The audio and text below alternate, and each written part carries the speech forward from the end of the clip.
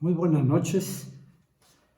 Vamos a continuar con la ayuda de Dios esta noche nuestro estudio de la carta de Pablo a los Romanos. La semana pasada estuvimos viendo algunos puntos relacionados con el tema tratado en esta carta, relacionado con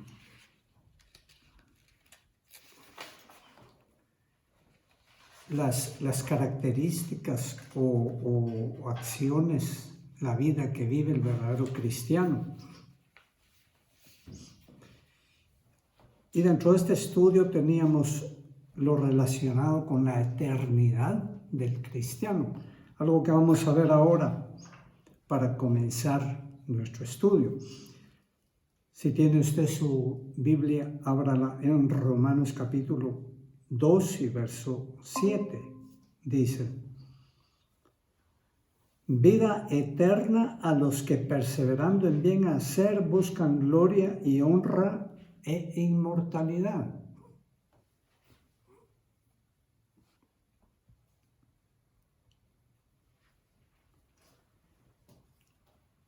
Como vemos acá, para el cristiano hay un futuro eterno glorioso, y al cristiano no va a recibir vida eterna, sino que ya recibió vida eterna. ¿Cuándo recibió vida eterna? Cuando recibió el sacrificio de Jesucristo en su beneficio, para su perdón, para su redención. Él ya recibió vida eterna y por eso, como dice aquí, va a perseverar en bien hacer, porque busca gloria y honra e inmortalidad. Naturalmente, esta inmortalidad como meta final, cuando la parte de su ser que no ha sido glorificada, que no ha sido santificada por completo, como es su cuerpo, sea glorificada en el día final. Es decir, que una de las características del cristiano que ha recibido vida eterna es que persevera en el camino del Señor, es que persevera en los caminos del Evangelio, es que persevera en buscar esa honra, esa gloria que Dios tiene para cada uno de sus hijos aquí terrenalmente. Continuemos viendo otros aspectos de esta eternidad del cristiano. Vemos en Romanos capítulo 6 y verso 2. Dice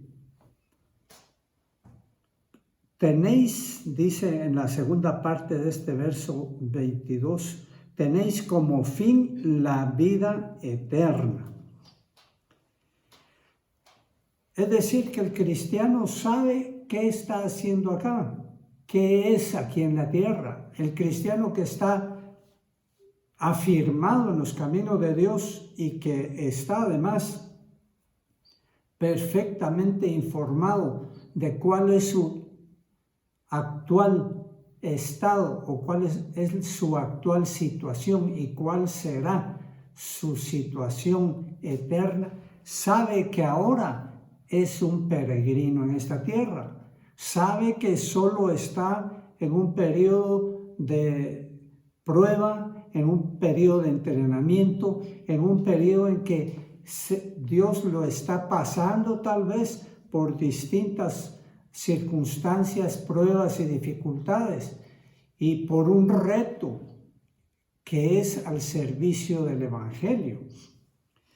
Pero sabe también que pertenece a una eternidad, a un reino que pronto será inaugurado sobre esta tierra, un reino milenial con nuestro Salvador, y después del milenio una eternidad en los nuevos cielos y nueva tierra y en la nueva Jerusalén, también con su Señor y Dios, el Señor Jesucristo, y con nuestro Padre Celestial.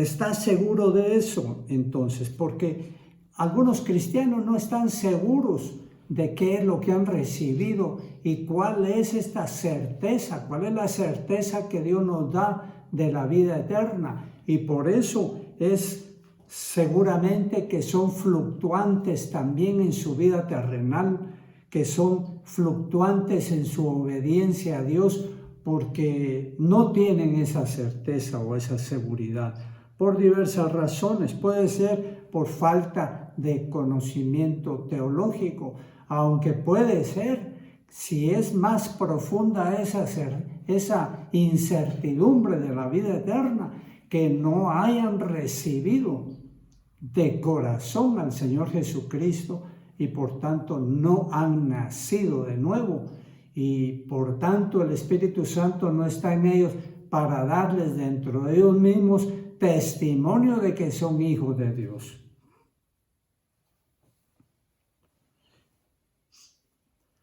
Porque refiriéndonos a lo que hemos recibido y cómo lo hemos recibido de Dios, también aquí en Romanos capítulo 6 y verso 23 dice algo maravilloso. Dice: mas la dádiva de Dios es vida eterna en Cristo Jesús, Señor nuestro. Es decir, la salvación es una dádiva, es un regalo de Dios. Es un regalo de vida eterna de Dios a cada uno de sus hijos. Y cuando es regalo, se ha recibido sin méritos y sin haber hecho nada por que se le diera a uno aquel beneficio, aquel regalo. Y si es dádiva de Dios o es regalo de Dios, es algo cierto. Puede ser que terrenalmente alguien osara de regalarle a otro algún bien y a los días llegar con él y decirle: mira, ya no te voy a regalar lo que te regalé.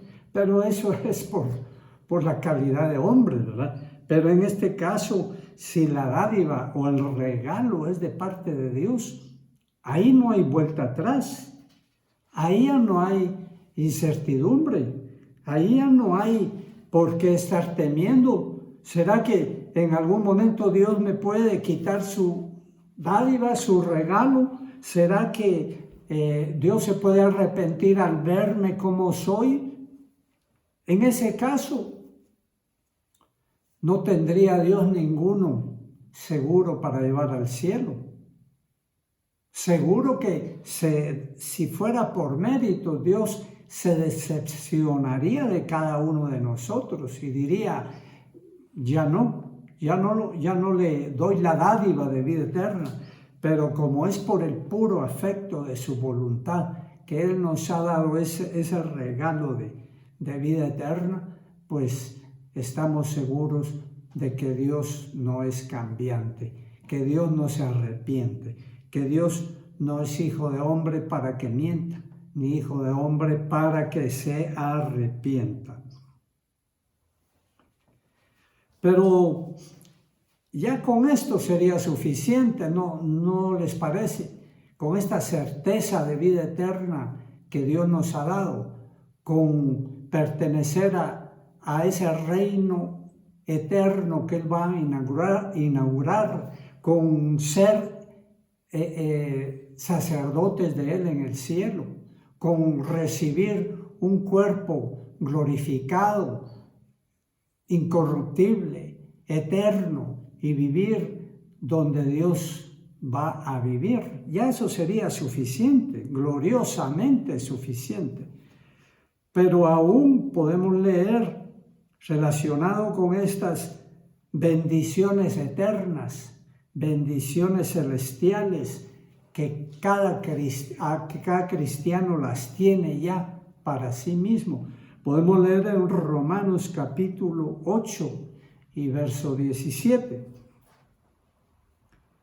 Dice: y si somos hijos, también herederos de Dios y coherederos con Cristo. Bueno, no solo nos hace Dios eternos, no solo nos salva de condenación eterna, sino que además nos hace hijos de Él.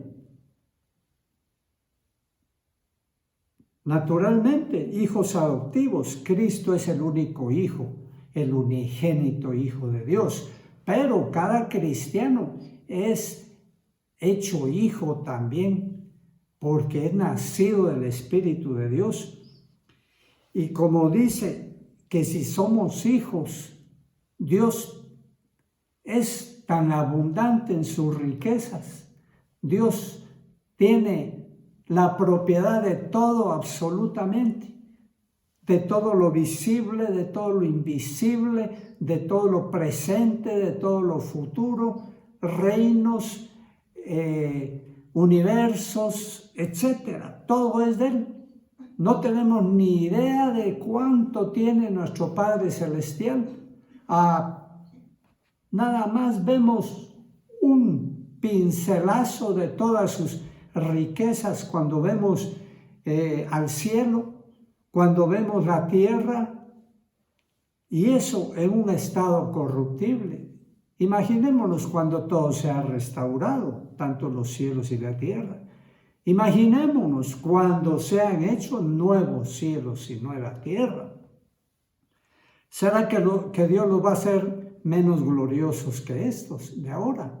No, indudablemente van a ser nuevos cielos más gloriosos y nueva tierra más gloriosa, sin mencionar la nueva Jerusalén celestial que va a bajar del cielo a la tierra para ser lumbrera de la nueva tierra, pero también para ser la morada eterna, el tabernáculo de todos los hijos de Dios. Aleluya. Qué glorioso esto. Y dice entonces que nosotros como hijos vamos a ser herederos de Dios. ¿Cuánto tiene usted ahorita? ¿Qué propiedades? ¿Qué riquezas? ¿Cuánto dinero tiene? ¿Cuáles son sus títulos honorarios? ¿Cuáles son sus títulos profesionales? ¿Cuál es la historia de su apellido, de su familia? Pues aunque fuera eso, algo digno de ver, algo digno de alabar, que no lo es. ¿Cómo se va a comparar todo esto a lo que nos pertenece en Cristo Jesús? El que menos tiene ahora es un hombre más rico que el más rico actual de la tierra. Esos son pobretones. Usted conoce bien a los más ricos de la tierra. Tal vez memorizó los 10 primeros. Los están anunciando constantemente. Pues esos son pobretones. Con sus millones de millones que tienen, son pobretones. Nosotros somos herederos de Dios y coherederos con Cristo. ¿Qué le parece a usted? ¿Cómo Dios nos ha dado tal honor, tal posición, tal salvación, tal herencia en Cristo Jesús? Por su infinita misericordia para con cada uno de nosotros.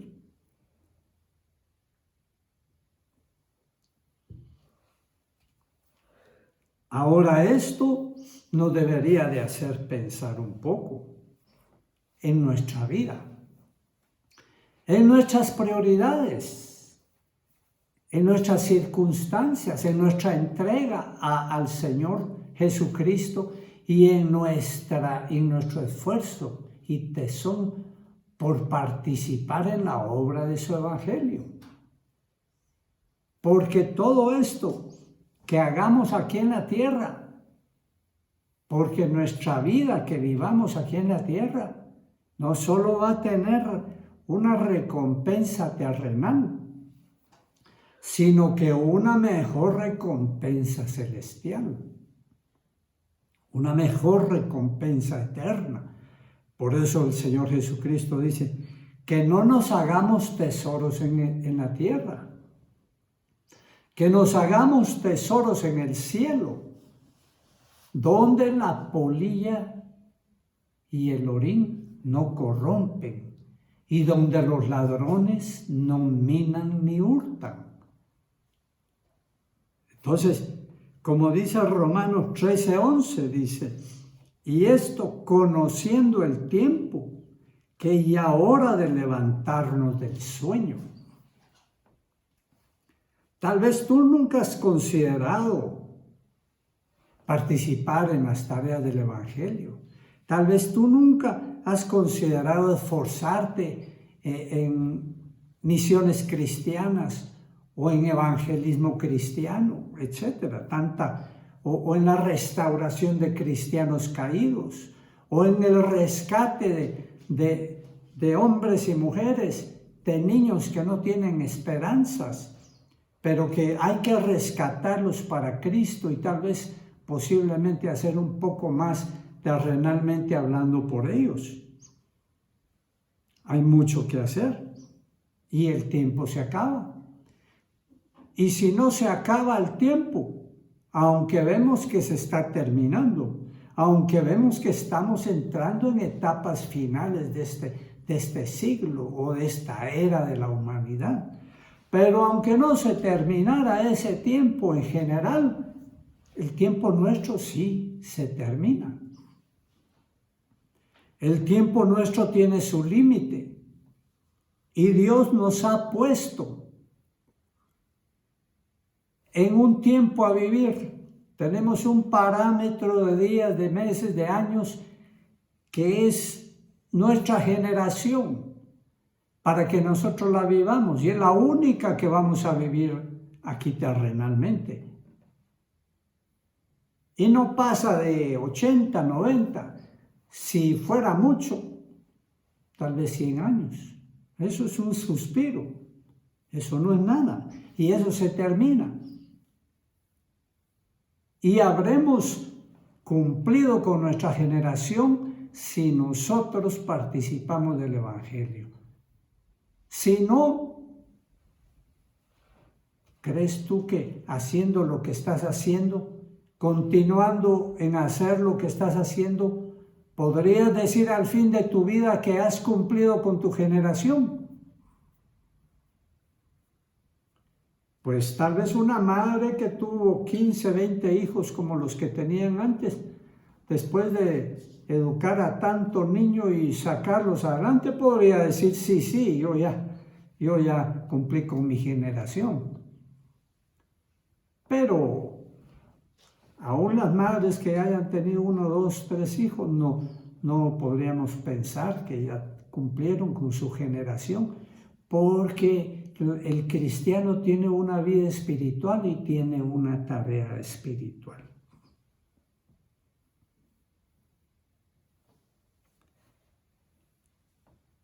Entonces dice, también para ir terminando con esta faceta del tema, o el tema que teníamos para hoy,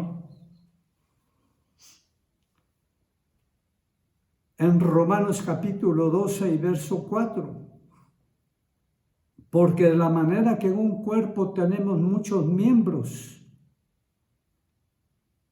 pero no todos los miembros tienen la misma función, así nosotros siendo muchos somos un cuerpo en Cristo y todos miembros los unos de los otros. Aquí también nos habla de otra faceta de esto mismo que estamos hablando. Somos un cuerpo, pero en Cristo Jesús, pero así como en el cuerpo hay diversidad de miembros y cada uno con una función, tú tienes una función dentro del cuerpo de Cristo. De eso estoy seguro.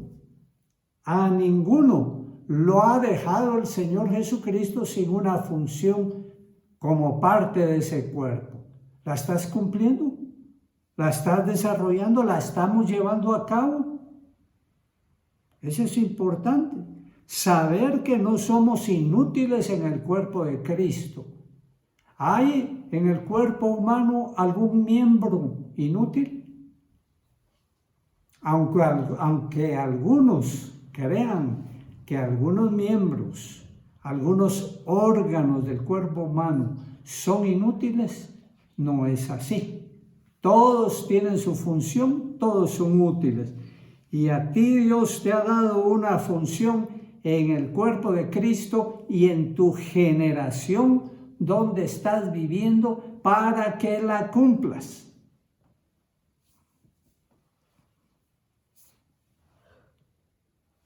Así que entonces nosotros debemos de conjuntar esfuerzos, unificar esfuerzos con el cuerpo de Cristo en medio del cual estamos para funcionar.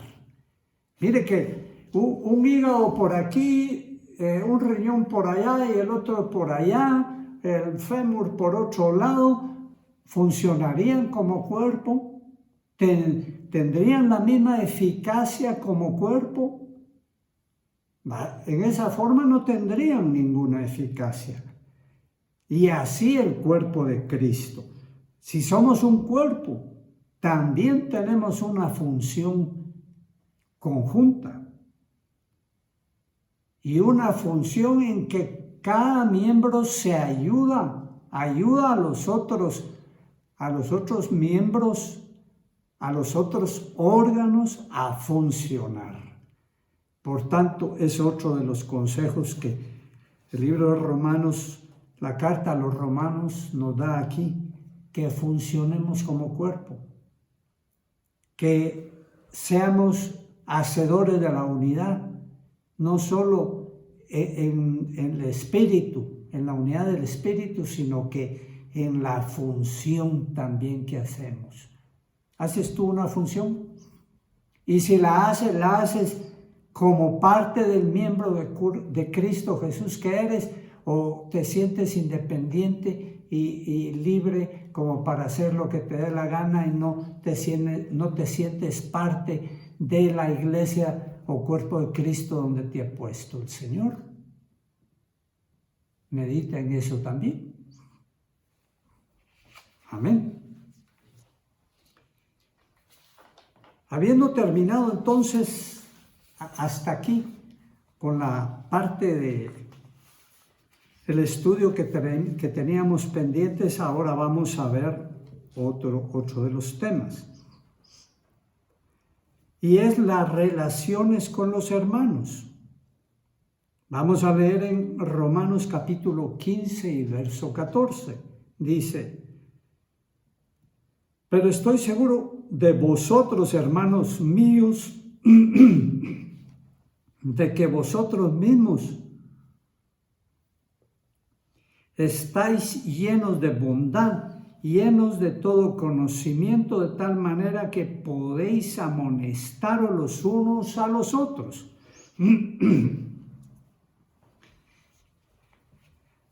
Dentro de las relaciones con los hermanos, tenemos responsabilidades con los hermanos y tenemos autoridad también con los hermanos para amonestarlos, para enseñarles, para hacerles ver tal vez el camino equivocado o desviado que llevan, pero con una condición: que estemos llenos de bondad y llenos de conocimiento. Si estamos llenos de conocimiento, podemos saber cuál es la palabra de Dios, el consejo de Dios que otro pudiera necesitar.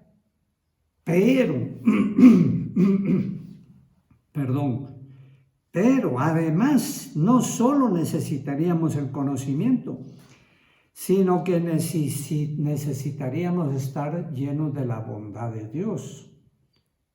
Porque ¿quién recibe un consejo, una enseñanza, una doctrina con la espada desenvainada por parte del otro, ¿verdad? Todo tiene que ser en el amor de Dios.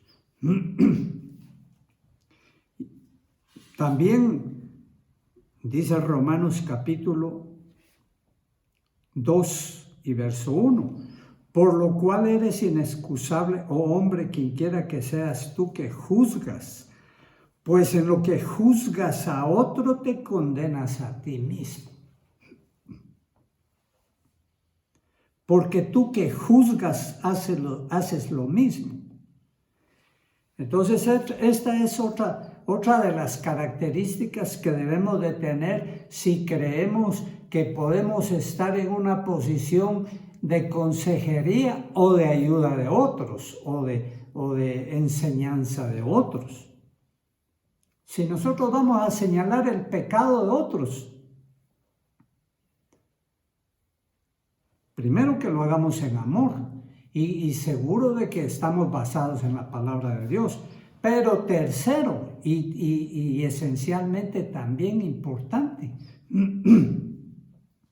que no estemos nosotros en la misma situación, ¿verdad?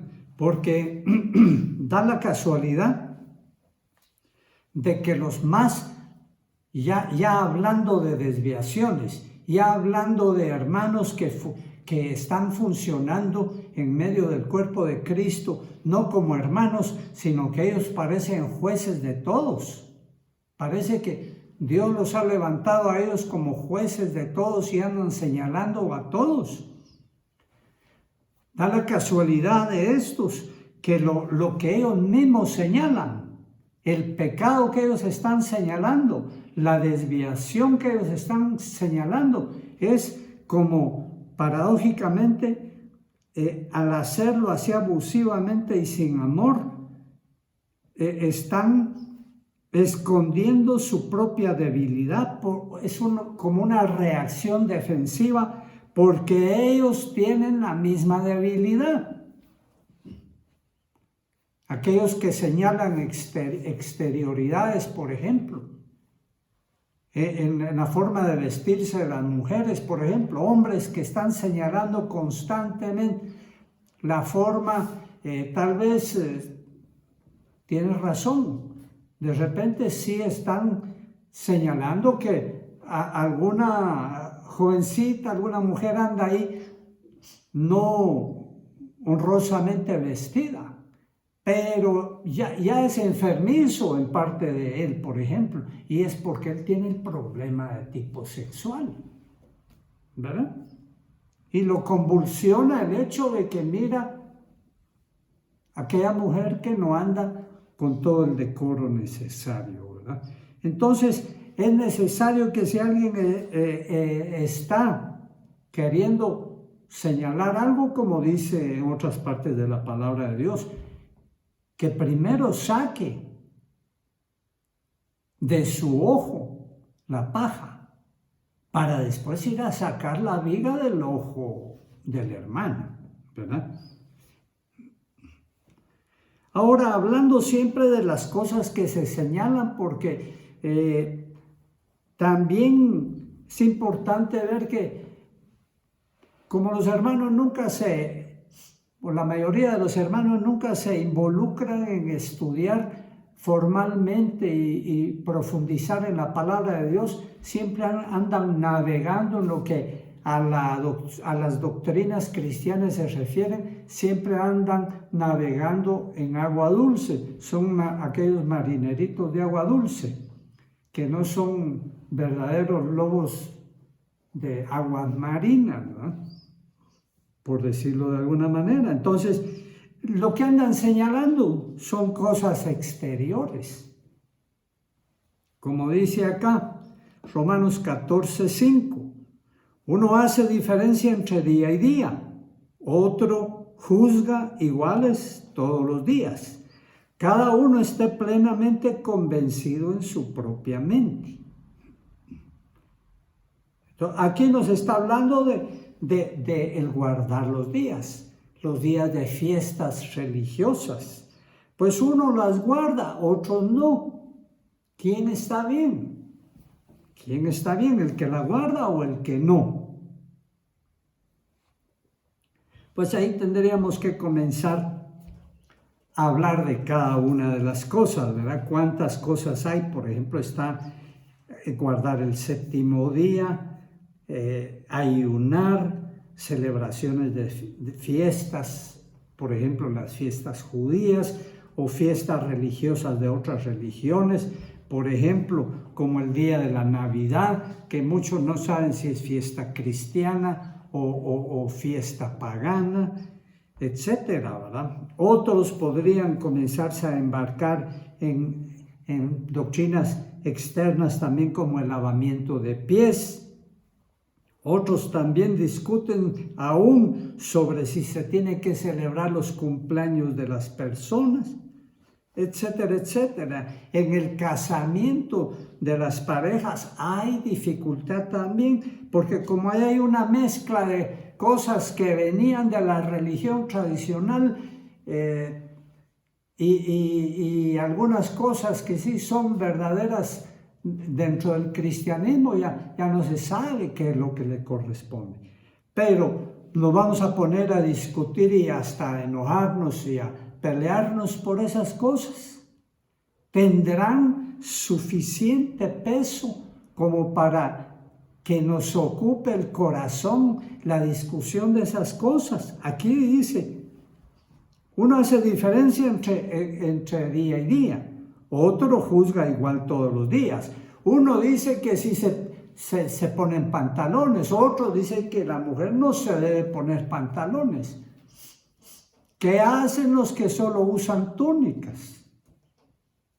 Deben decir allá donde todos usan una túnica igual, en el lejano oriente, por ejemplo, de que aquí estamos perdiendo el tiempo en discusiones de ese tipo, ¿verdad? Seguramente.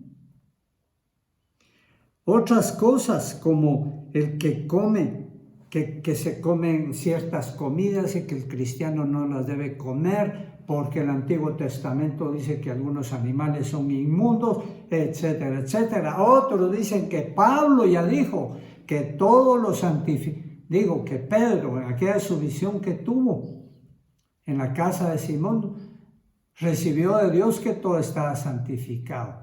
¿Será que son importantes esas cosas para discutir y para señalarlas? Yo leo en la palabra de Dios que no. Como dice acá Romanos 14:2,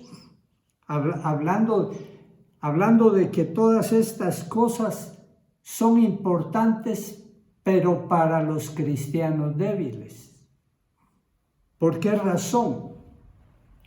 Porque los cristianos débiles no están ocupados en las cosas que de verdad valen, como es el negarse los apetitos de la carne. Eso es muy difícil para el cristiano débil. El cristiano débil no puede dejar su vida carnal. Entonces el cristiano débil anda en toda cosa terrenal, pecaminosa, y se frustra, y entonces ve estas cosas externas, estas cosas de las cuales estamos hablando, si se come esto, si se usa aquello, si se pone esta clase de prenda, etcétera, etcétera, y ahí se enfoca. Pues está bien que se enfocara al menos en eso para comenzar, pero no para señalar a otros. Ahí está el problema, ¿verdad? Porque ya entonces son discusiones sin fin y sin propósito. Dice Romanos 14:2, porque uno cree que se ha de comer de todo, otro que es débil, come legumbres, por ejemplo, ¿verdad? Entonces, pues cada uno que decida qué debe de comer y qué tiene que comer. Como dice Romanos 14:20, No destruyan la obra de Dios por causa de la comida o del vestido. Cualquier cosa comienza a criticar el cristiano débil, porque lo único que le queda a él, cumplir con estas exterioridades y además tratar de imponerlas a otros y a criticar a otros porque no hacen como él hace, ¿verdad? Como dice ahí mismo también donde estamos leyendo en Romanos 14:20, todas las cosas a la verdad son limpias. ¿Son limpias todas las cosas? Pues así viéndolo fríamente y naturalmente son limpias. Todas las cosas que Dios creó son limpias. Ahora, porque son limpias, ¿son buenas para que yo las consuma? No. Ahí entra el criterio personal. Puede ser que a alguno le caiga bien ciertos alimentos, a otro no, porque los vamos a imponer. Si a usted le cae bien la carne de cerdo, pues aliméntese con eso. Si a otro no le cae bien, ¿por qué le vamos a decir, mire usted, no sea legalista? Ya el Antiguo Testamento, no, ahora coma cerdo, coma chicharrones. ¿Por qué lo vamos a obligar a comer chicharrones? Cada uno sabe lo que puede comer, amén. Y no imponer esas cosas como partes esenciales del Evangelio. Como dice Romanos 14:22, bienaventurado el que no se condena a sí mismo en lo que aprueba. En lo que aprueba para comer, para vestir, para usar, para hacer, para no hacer. Amén. Porque dice también 14:23 Romanos, pero el que duda sobre lo que come es condenado, dice, o sobre lo que usa, porque no lo hace con fe. Y todo lo que no proviene de fe es pecado. Ahí sí. Usted nunca coma algo que dentro de su conciencia le dice, no comas eso, no bebas eso porque estás cometiendo pecado. Algunos, por ejemplo, cuando se comparte el pan y el vino, algunas iglesias dicen que se comete pecado porque se toma verdadero vino en la Santa Cena. Pero esto me imagino que son aquellos alcohólicos que le tienen terror al vino. Deberían de tener terror a sí mismos, ¿verdad? Y arrepentirse de cómo están ellos y pedirle a Dios que los fortalezca, ¿verdad? Pero yo no sabía que había vino de verdad y vino de mentira, ¿verdad? Porque la palabra de Dios dice que es el pan y es el vino. Y que el Señor compartió el pan y el vino. Y que por eso le decían a él comilón y bebedor de vino. Ahora, estos cristianos que hacen la Santa Cena así, con pan, y vaya que no han cambiado el pan y han hecho otra cosa, ¿verdad? Diciendo que no era verdadero pan. Y comparten otra clase que no es el vino, pues bueno, que lo hagan así ellos. No los vamos a criticar por eso. Si ellos son débiles, ellos tienen debilidad y sienten que si prueban el vino van a correr a la cantina más cercana el domingo en la tarde después de estar en el servicio en la mañana y de ahí no van a salir sino hasta el siguiente mes, pues ni modo, ¿verdad? Que no lo prueben. Entonces, estas cosas externas, la mayoría son pertenecientes entonces a los cristianos débiles. Y de eso se ocupan los cristianos débiles, y eso es lo que señalan los cristianos débiles. Porque, ¿qué más o qué menos es el cristiano si come o no come carne de cerdo? ¿Qué más o qué menos es el cristiano si no se viste como ellos? No es más ni menos. Entonces, ¿por qué vamos a estar insistiendo en esas cosas? ¿Verdad? Ahora, eso es el cristiano débil, pero si hay algún cristiano que se siente, que se considera no débil, sino que maduro, él sí tiene responsabilidades, pues, para con los débiles. Y entonces leemos en Romanos capítulo 14 y verso 1. Y leemos: recibid al débil en la fe, pero no para contender. Es claro, ¿verdad? ¿Te consideras tú cristiano maduro? No estés contendiendo por esas cosas con el cristiano débil. A él hay que ayudarlo a crecer si se deja. Si se deja enseñar, pues hay que ayudarlo a crecer. Hay que ayudarlo a que enfoque su energía y su cuidado en las cosas que valen, en los apetitos de la carne, en que deje su vida anterior. Allí tiene que esforzarse el cristiano maduro en enseñar a los otros. Imagínense que hoy se convierte uno y llega el domingo a la iglesia y lo paramos en la puerta y le decimos: hermano, usted no puede entrar acá. Hermana, usted aquí se queda, usted no puede entrar en esta puerta. ¿Por qué? Porque no es adecuada su vestidura. Usted tiene que venir así, así, así. ¿Cómo vamos a hacer eso? ¿Sería cristiano eso? ¿O sería estar juzgando a uno que todavía no ha sido enseñado y a uno que el Espíritu de Dios no lo ha cambiado? Peor todavía, ¿verdad?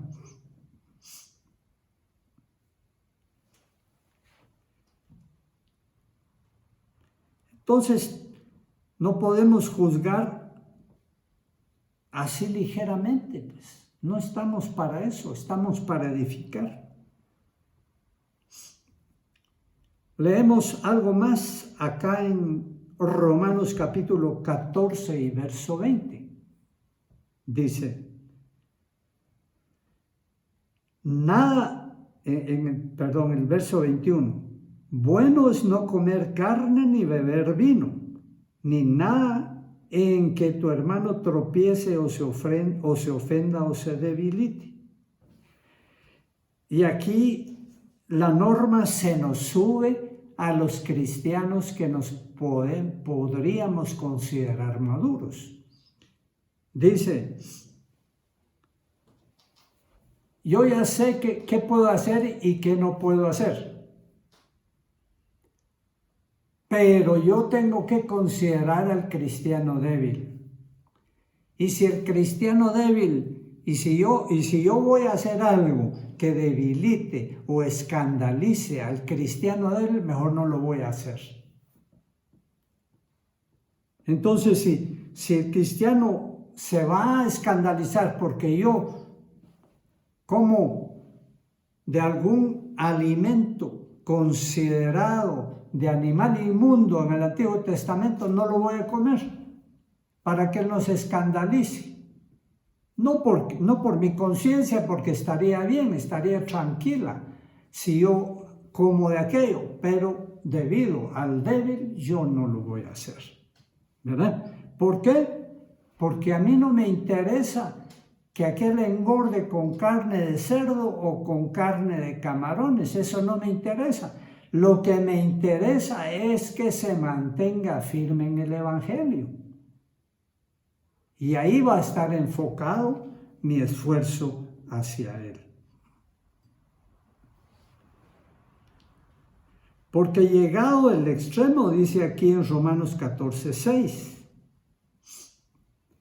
el que hace caso del día lo hace para el Señor, y el que no hace caso del día, para el Señor no lo hace. Y pensando, por ejemplo, en los adventistas del séptimo día, ¿verdad?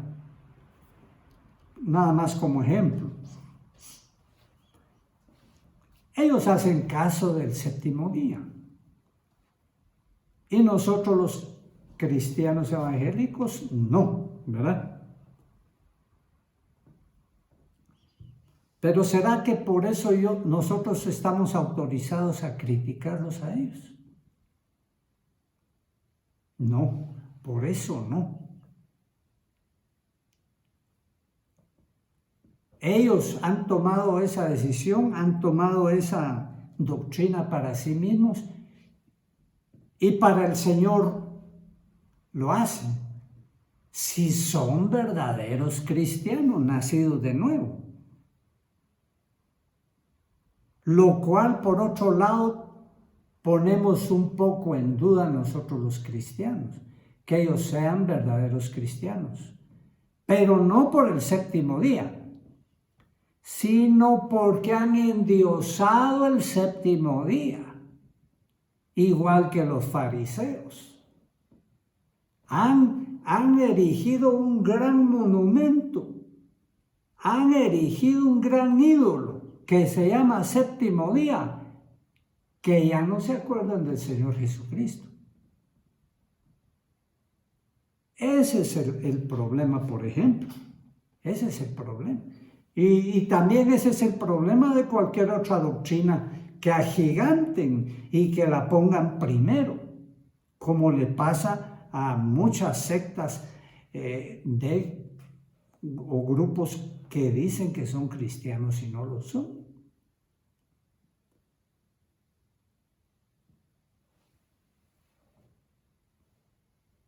Sigamos un poco más. Dice Romanos capítulo 15 y verso 1. Mire cuánto nos habla al respecto de nuestra relación de estos asuntos con los hermanos. Así que los que somos fuertes debemos soportar las flaquezas de los débiles y no agradarnos a nosotros mismos. Cada uno de nosotros agrade a su prójimo en lo que es bueno para edificación. Aquí todavía un peldaño más arriba en el compromiso espiritual del cristiano maduro con el débil. Los que somos fuertes debemos soportar las flaquezas de los débiles. Esto significa que debemos de tolerar esas, si les podemos llamar así, niñerías de ellos. Así como Pablo les dijo, yo no puedo predicarles a ustedes, le dijo a los de Corinto, porque son niños en la fe. Se han quedado estancados en los rudimentos de las doctrinas cristianas y no he podido ir más adelante con ustedes porque no lo pueden soportar. O sea, el débil no puede soportar ciertas cosas del Evangelio cuando se habla de ciertas cosas que él no puede tolerar o no digiere. Cuando enseñamos, hace algunos años estábamos comenzando a enseñar del libro de Apocalipsis. Por ahí nos llegaron rumores de que pocos hermanos, gracias a Dios, la mayoría se entusiasmó en el estudio, pero uno que otro decía por ahí que lo que pasa es que los hermanos que llegaban a enseñar llegaban a darse su paquete, llegaban a darse ínfulas de sabiondos enseñando aquellas cosas. Pero ¿por qué decía eso estas personas? ¿Por qué decían eso? Porque ellos no podían entender esas cosas, como decía Pablo, ustedes no pueden tolerar todavía que yo les enseñe cosas profundas del Evangelio, ¿verdad? Pero el hermano maduro, el cristiano maduro, tiene que soportar entonces esas cosas y decir, no, es para que vayas aprendiendo poco a poquito, que te esfuerces, que le pidas a Dios. Otros, a cambio de eso, diferente de eso, también testificaron en ese mismo caso, que cuando se comenzó no entendían nada, no entendían absolutamente nada, pero le pidieron a Dios que les diera sabiduría y comenzaron a entender. Mire, las actitudes diferentes, ¿verdad? Pero todo eso hay que tolerarlo, porque así es, porque no, en la iglesia no estamos todos uniformados. Unos van un poquito adelante, otros un peldañito atrás, otros más atrás, y así es como una peregrinación donde no todos van a la cabeza, sino que es como una columna humana, ¿verdad? Amén. Hay que agradar entonces, como aquí dice, los cristianos maduros están para agradar a otros y para llevar esas cargas y decirles sí. Cuando Naamán el sirio fue sanado de lepra, le dijo al profeta que lo había sanado, Eliseo, le dijo, quiero que le pidas a Jehová que me perdone si cuando yo esté con mi rey, el rey de Siria, y lo acompañe a ir a presentar sus votos o sus oraciones a su Dios, que me perdone si yo lo acompaño a él. Esa era la petición de aquel que en ese momento estaba abriendo sus ojos a la realidad del verdadero Dios. Y Eliseo no le dijo, no, eso no lo puedes hacer, olvídate que ahí te va a caer un rayo en ese momento. No le dijo eso, le dijo, ven paz, le dijo. ¿Por qué? Porque Eliseo confiaba en que Dios había tomado aquella vida y que la iba a pastorear y que le iba a ir alumbrando su luz poco a poco, ¿verdad? Amén.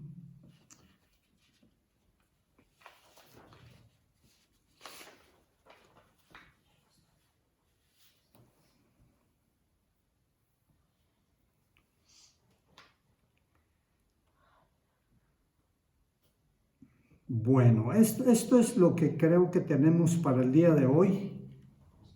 Es necesario que nosotros enfoquemos nuestra vida a las cosas valederas del cristiano, a las cosas valiosas del cristianismo, y que las superficialidades las vayamos manejando conforme entendamos, ¿verdad?, que es como motivo de la debilidad de muchos cristianos. Y que si es nuestra, pues que nosotros las vayamos superando también. En el nombre de Cristo Jesús, el Señor quiere que nuestra vida sea como la luz de la aurora, que su luz, su gloriosa luz, vaya en aumento hasta que el día es perfecto. En el nombre de Cristo Jesús, acompáñanos. El siguiente miércoles vamos a continuar con este estudio de la carta de Pablo a los romanos.